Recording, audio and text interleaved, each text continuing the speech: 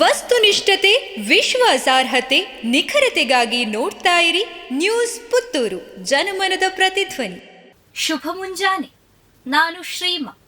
ಇಂದಿನ ಮುಖ್ಯಾಂಶಗಳು: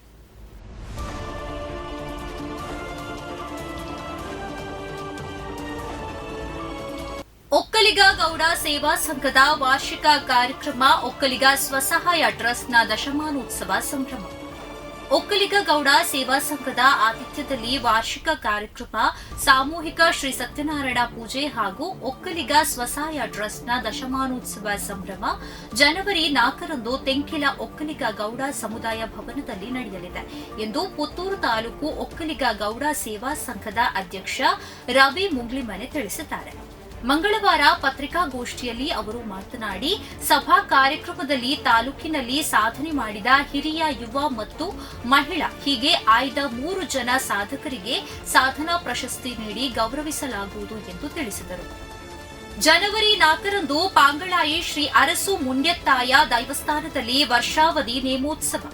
ನಗರದ ಪಾಂಗಳಾಯಿ ಶ್ರೀ ಅರಸು ಮುಂಡ್ಯತ್ತಾಯ ದೈವಸ್ಥಾನ ವರ್ಷಾವಧಿ ಪೂಜೆ ಹಾಗೂ ಗ್ರಾಮ ದೈವ ಹಾಗೂ ಪರಿವಾರ ದೈವಗಳ ನೇಮೋತ್ಸವ ಜನವರಿ 4ರಂದು ವಿವಿಧ ವೈದಿಕ ಹಾಗೂ ಧಾರ್ಮಿಕ ಕಾರ್ಯಕ್ರಮಗಳೊಂದಿಗೆ ನಡೆಯಲಿದೆ ಎಂದು ದೇವಸ್ಥಾನದ ಸಮಿತಿ ಅಧ್ಯಕ್ಷ ಗೋಪಾಲಕೃಷ್ಣ ನಾಯ್ಕ ಎ ಕಲ್ಲಿಮಾರ್ ತಿಳಿಸಿದ್ದಾರೆ.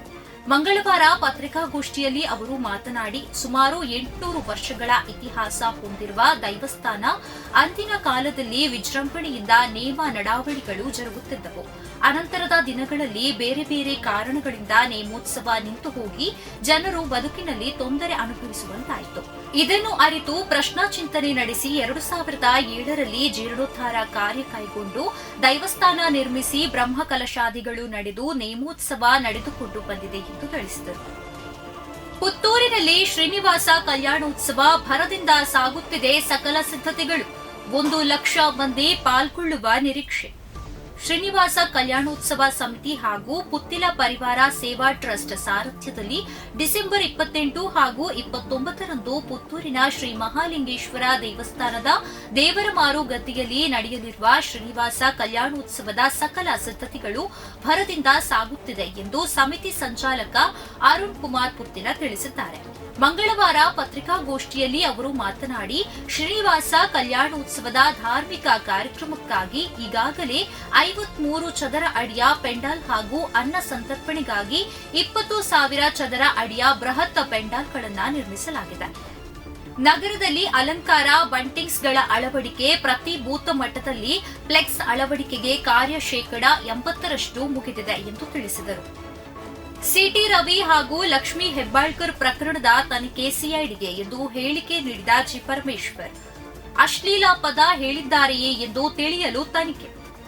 ಬೆಳಗಾವಿಯ ಸುವರ್ಣಸೌಧದಲ್ಲಿ ಅಧಿವೇಶನದ ಕೊನೆಯ ದಿನವಾದ ಡಿಸೆಂಬರ್ 19ರಂದು ವಿಧಾನ ಪರಿಷತ್ನಲ್ಲಿ ಎಂಎಲ್ಸಿ ಸಿಟಿ ರವಿ ಮತ್ತು ಸಚಿವೆ ಲಕ್ಷ್ಮೀ ಹೆಬ್ಬಾಳ್ಕರ್ ಅವರ ನಡುವಿನ ರಾದ್ಧಾಂತದ ತನಿಖೆಯನ್ನ ಸಿಐಡಿಗೆ ವಹಿಸಲಾಗಿದೆ ಎಂದು ಗೃಹ ಸಚಿವ ಜಿ ಪರಮೇಶ್ವರ್ ತಿಳಿಸಿದ್ದಾರೆ.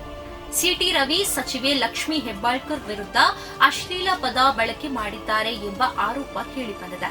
ಈ ಪ್ರಕರಣ ದೇಶಾದ್ಯಂತ ಸದ್ದು ಮಾಡಿದೆ. ಪ್ರಕರಣದ ತನಿಖೆಯನ್ನ ಸಿಐಡಿಗೆ ವಹಿಸಲಾಗಿದೆ ಎಂದು ಪರಮೇಶ್ವರ್ ಹೇಳಿದ್ದಾರೆ.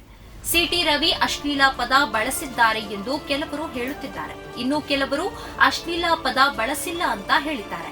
ಹೀಗಾಗಿ ಸತ್ಯಾಸತ್ಯತೆ ತಿಳಿಯಲು ಸಿಐಡಿ ತನಿಖೆಗೆ ಆದೇಶ ಮಾಡಿದ್ದೇನೆ. ಪೊಲೀಸರು ತನಿಖೆ ಮಾಡಬೇಕು ಎಂದು ತಿಳಿಸಿದ್ದಾರೆ.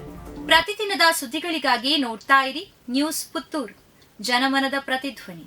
ಧನ್ಯವಾದಗಳು. ವಸ್ತುನಿಷ್ಠತೆ, ವಿಶ್ವಾಸಾರ್ಹತೆ, ನಿಖರತೆಗಾಗಿ ನೋಡ್ತಾ ಇರಿ ನ್ಯೂಸ್ ಪುತ್ತೂರು, ಜನಮನದ ಪ್ರತಿಧ್ವನಿ.